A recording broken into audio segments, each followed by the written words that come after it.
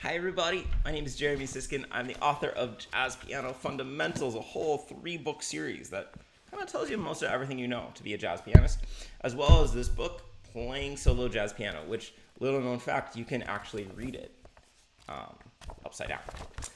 And today I want to talk to you about a question that I get asked quite a bit, and is always a really tough one, which is how do I voice chord inversions in jazz? We have a lot of great rules about how to voice chords in root position. We know where to put the third, we know where to put the seventh, we know where to put the color tones. But chord inversions pose different kinds of challenges. And so how do we go about voicing them? And I'll talk a little bit about in a band context and a little bit about solo piano. And then I'm going to demonstrate playing Waltz for Debby, the great Bill Evans tune, which has a lot of inversions. And I'll let you see what I'm playing in order to make these chords sound correct. I don't know, full, hopefully nice. So how do we do it? First thing is to use the root, okay? In general, when we are playing with a bass player, jazz pianists play rootless voicings. Bass players, poor things, they only have one job to play the root. If we steal them, then what do bass players even have to do? But when we have chord inversions, of course, the bass is not playing the root. So it becomes really important that we hear the root somewhere in the chord. Okay, so let's just talk about a couple of terms before as we kind of continue here. So you can see I've written this chord symbol C major 7 / E. Okay, this is a typical way to write an inversion in jazz chord notation. And in this case, we would call C the root. Okay, the root is the chord that is the note on which a chord is based. So when we're figuring out a C major chord, everything is based around C and its scales, right? E is going to be the bass note here, right? Bass really refers to the lowest note of the chord. If a chord is in root position, the bass note is the same as the root note. If those two are different, we refer to the chords as being an inversion. So once again, in this chord, C is the root and E is the bass note. So here the bass will be playing a C, and it becomes necessary for whoever's playing the chord, usually us pianists, to play the C, the root of the chord. All right, second thing here is to double. Usually a good rule for making nice voicings is to not include doublings. Here, when I say doublings, I mean two of the same pitch in a different octave. So if you're playing an E down here, don't also play an E here. We don't like doubling because it tends to limit the ringing kind of sonority of the chord. And it's a note that we could be playing a more colorful pitch. You know, we could be adding more to the chord. In inversions, we are looking for clarity because our ears are not used to hearing this weird kind of configuration of the chord. So we're going to try to really establish the important notes of the chord. So if that means that you're going to do a little bit of doubling in your voicing, that is a-okay to make a nice voicing. 3, relatedly, you want to limit color tones. Okay, by color tones, I mean mostly the 9th, the 13th, the 11th on minor chords. We want to strip these a little bit more bare, and we don't want to put in all kinds of unexpected, really crazy notes because our ears, again, just need to be able to hear what the chord is. We're going to be kind of struggling. So you're going to see as I play Waltz for Debby, frequently I'm just going to literally be playing the 1, 3, 5, 7, or sometimes even just the 1, 3, 5, just the triad, in order to make these chords clear. Okay, 4 is maybe the most complicated, which is think of other interpretations of the chord. And this is a nice way to potentially find some easy voicings. So a couple specifics that I want to give you. So if we have this C major 7 over E chord, which is just a C major 7 in first inversion, this is a common one. And it's nice to convert that to an E minor 7 flat 6 in your mind. So let's see if this works. So here, I'll do this. Okay. So here's a C major 7 over E, right? The third of the chord is in the bass. And notice that, especially if I add in the ninth, we really have all of the notes of E minor 7, adding just the flat 6. Okay? And the reason why this is useful is because now we can access some of the rules that we know about normal jazz voicings. So now with a root position chord, I can know I want to put the third and the seventh. I don't know why this isn't really doing that well. I can put the third and the seventh where I want them, and then add the color tones around that. Okay. So if you could find a way to reinterpret these chords, that can be really useful. Oh, man, what a day it is today. Here, I'm going to show you this whole thing. We won't worry about that. Another chord that's frequently written as a slash chord, which you can reinterpret, is something like F over G, an F triad with G in the bass.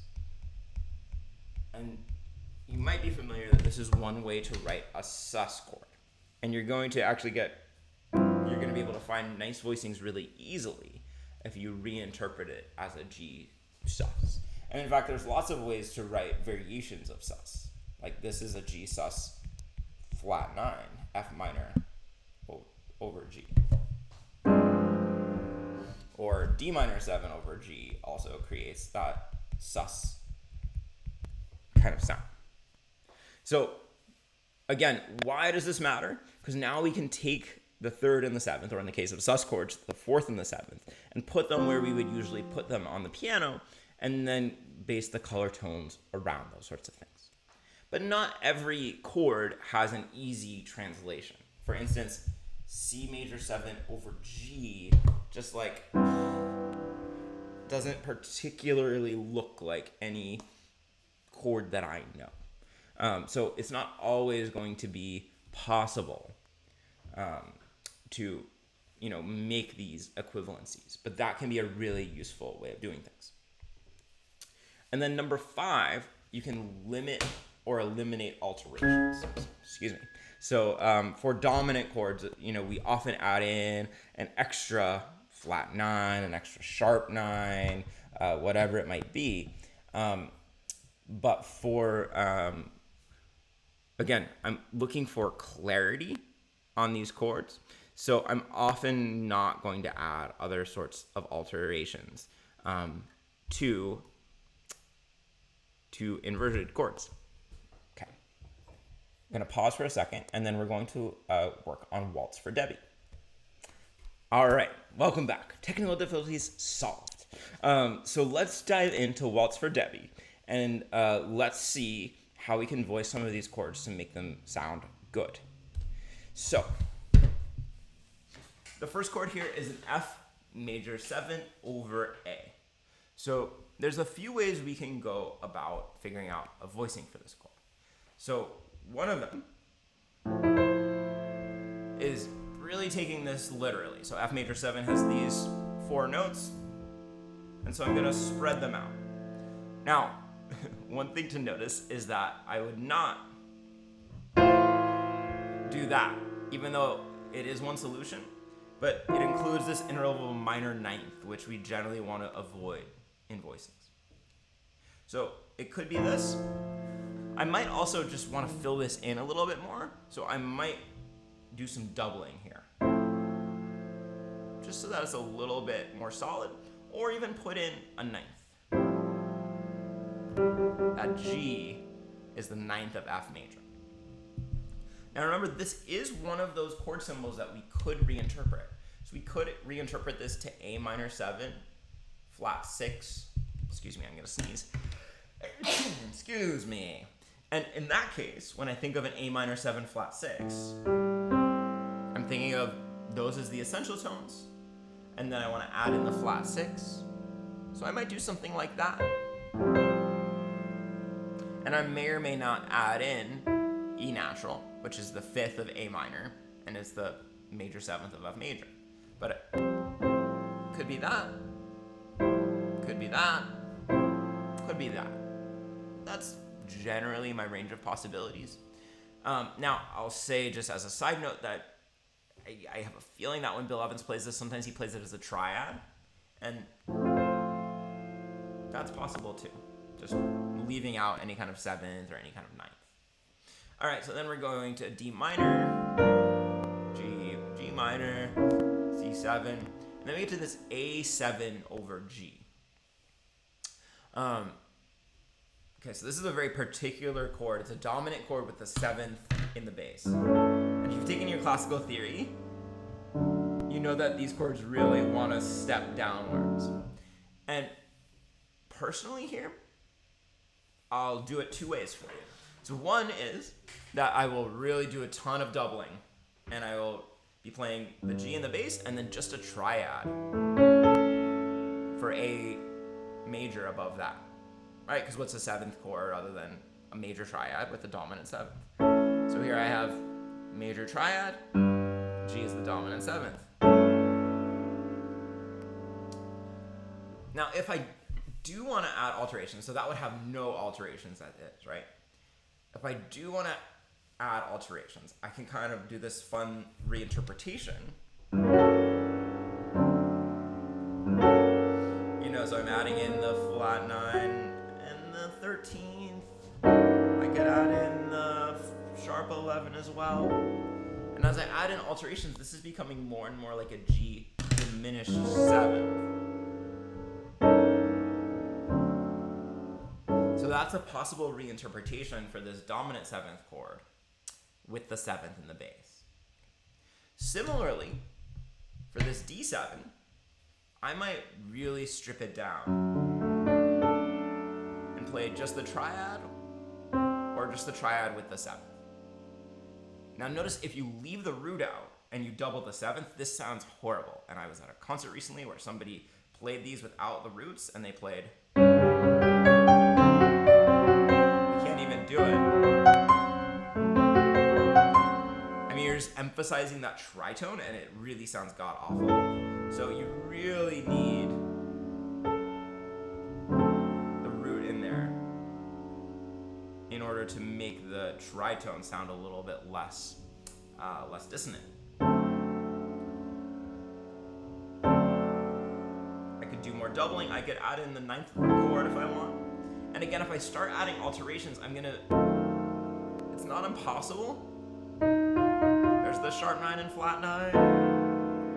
I'm really losing that D7 sound, and it's starting to sound more like F sharp diminished. I think if I did it in context, you guys wouldn't actually mind that much. Let's see.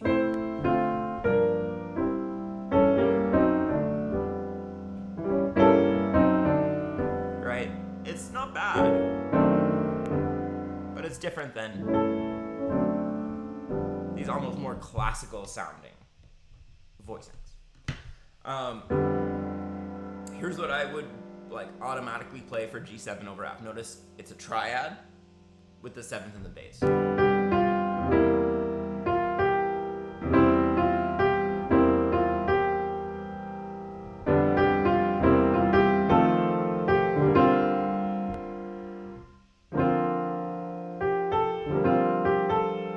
This B flat 6 over D is kind of a weird chord.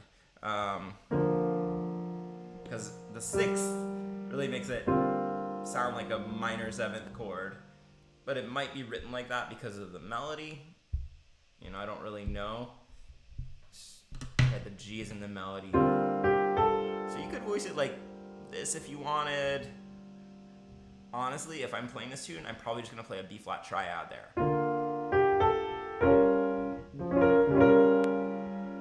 Here's how I might voice the G half diminished over D flat, or like this. Again, I'm not adding in any complicated notes. I'm not putting in an 11th, not putting in a 9th. Okay. Lots of doubling, lots of very simple triadic 1, 3, 5, 7 types of harmonies.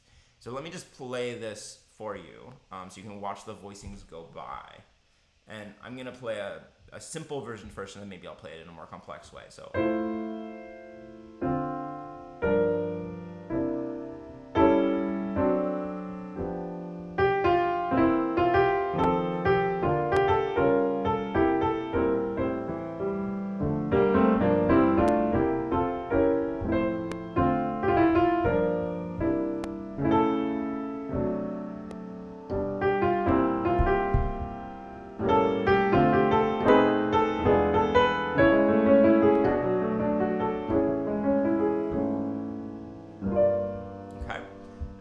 if I were gonna play it in a more complex way, like in a more kind of rich, jazzy harmonies.